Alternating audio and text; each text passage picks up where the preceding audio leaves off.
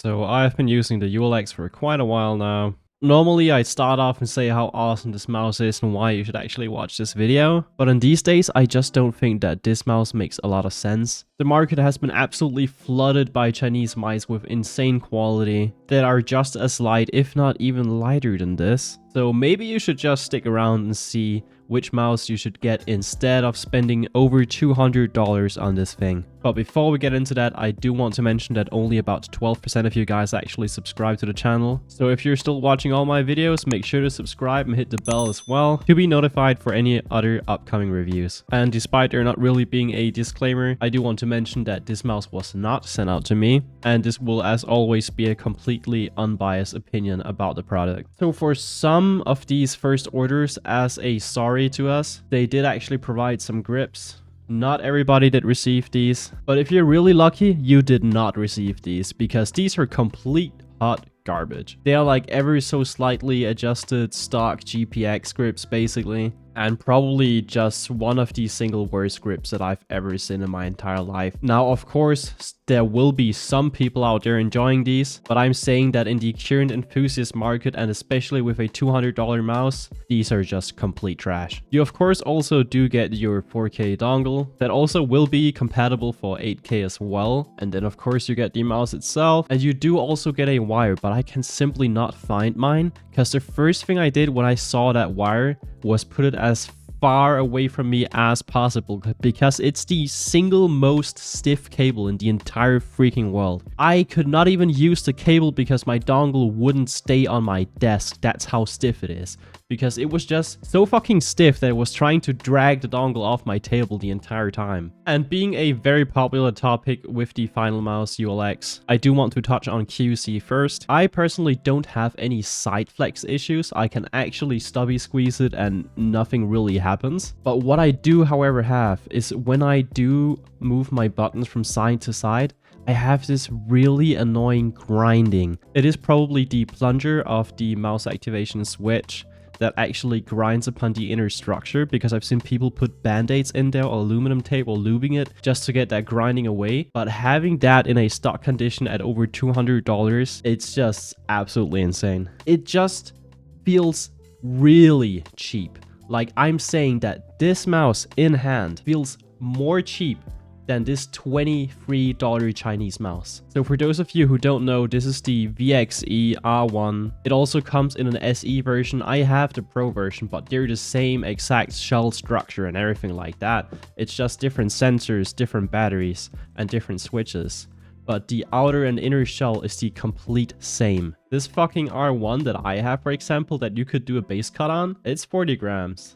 And the ULX, 40 grams. You know what else is 40 grams? A HDX, 40 grams. But yeah, I guess Finalmouse really are innovating, because apparently there are not enough 40 gram mice out there. Now, I am really being a bit too harsh on this thing and hating a bit too much, but I cannot justify spending $200 on this whatsoever. I just can't. All they've really tried to do is this special blend of materials, and I do actually give them credit for being the first with a carbon composite on the market, but it just doesn't really have an advantage. Especially because the clicks when you actually do use them are insanely inconsistent from the front to the back, because the material of the main buttons is so flexy. I don't really see this issue pointed out too often, but compared to any other plastic mouse that I have, it's way more of an issue on this ULX. When I first used this on stream, I couldn't grasp how freaking light the switches were, and some people were saying no, they're totally fine, they're really crisp. And that's because they actually used the mouse further to the back, where it actually does feel really nice and tactile. But with my 19x10 hands and my aggressive claw grip, I end up very far forwards, and this is normally never an issue for me personally. But on this ULX, because of the material being like this bendy and them not changing the switch activation mechanism whatsoever, it just ends up being the lightest switch activation that I've ever felt my entire life, and I just keep misclicking all the freaking times. But other than that, I don't have any other issues, so I guess we can finally get into the actual shape. If you don't know what a Finalmouse shape is like, you have been sleeping. And when I say sleeping, you've probably been sleeping for the past 5 years, because that's how long they haven't innovated in the space. I personally have the medium from the first batch, but I assume it is the second half of the batch where some adjustments were made because I don't have any side flexing issues, but others in the US actually did have. The Finalmouse shape is this very boring flat shape, and if you actually do like flat shapes,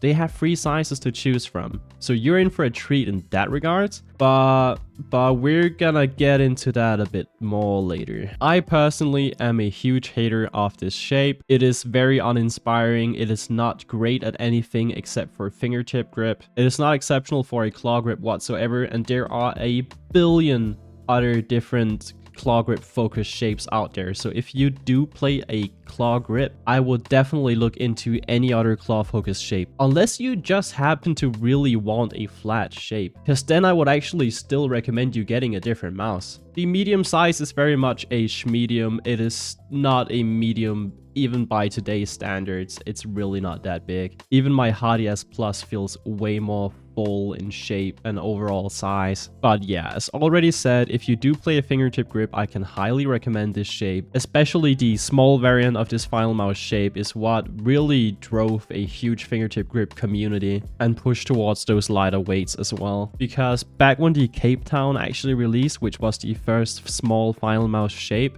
almost everybody was using it, and there was a reason to it. Then again, even though if you do play a fingertip grip and this happens to be really good for it, there are way more factors that play into the total package of a mouse. So stick around and find out why you probably still shouldn't get it. Now, in terms of coding, this is the only mouse of all of my over 35 plus mice that I had to put grips on in order to use. If that doesn't say enough, I don't know what does. When I first unboxed it, it did actually feel more rubbery than the usual Starlight coating, and it does have that going for it. They also did address that they will actually improve the coating on these newer batches that are about to be shipped out now. However, I don't trust anything that Finalmouse says, and neither should you. Especially since this mouse was advertised at 5 grams lighter than what it actually weighs in now in stock condition. If you have really dry hands, you will most likely have to use grips on this thing. What I can actually recommend instead of using the shitty stock grips that some of you get with this mouse is getting some cicada grips, for example. Most people I know that main grips actually use cicadas, and that's because they're these really thin and also textured super grip-like grips, but they don't wear out as fast. And I will make sure to list them down in the description, because if you get on the ULX, there's a high chance you might actually need to use these grips. Now, as always,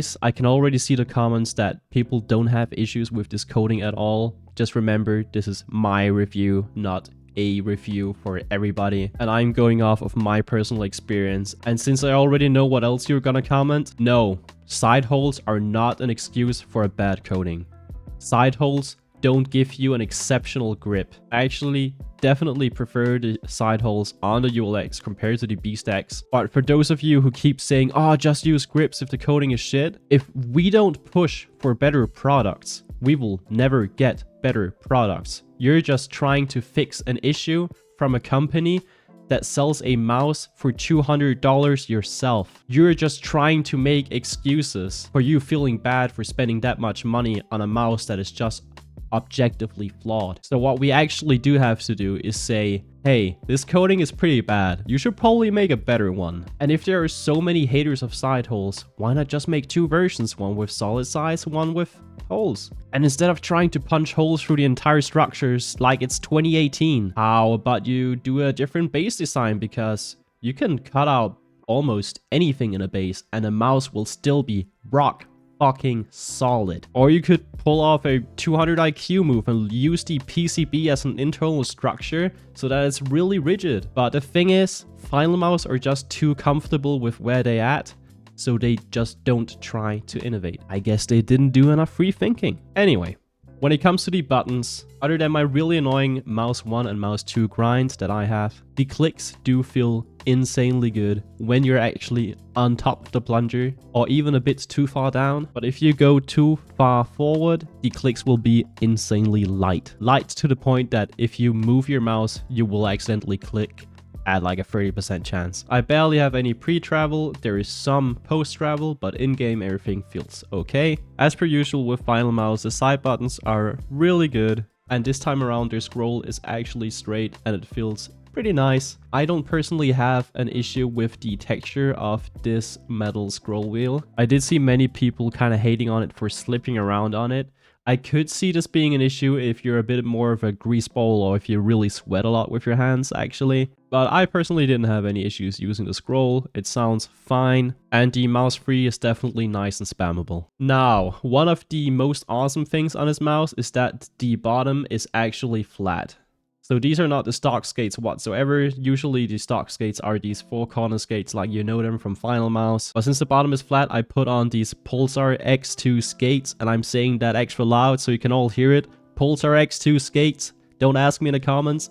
I personally always go for core pads since that's what's most readily available and also affordable to me here in Switzerland. The stock skates were okay, perhaps they were a bit more rounded, but I did not enjoy them. In terms of the battery life, if you use it on 4K, the battery life is not really that great. You definitely have to charge it after 2 or 3 days. But if you go on 1K, you could easily go for a week straight. And as soon as 8K is actually out, I could see you having to charge this thing almost daily. Now, in terms of the 4K performance, there's absolutely nothing to say about it. It just works. It's completely fine. The 4K dongle is included, and it better fucking be. And if you want more tech specs on the 4K or the saturation, go watch a review by somebody who actually cares, like House Gaming, for example. Now, when it comes to the software, there actually isn't any because you just have to open your freaking browser and type in xpanel.finalmouse.com. And you can do everything right from this fucking window. This is the absolute way to go. Huge shout out to Finalmouse for doing this.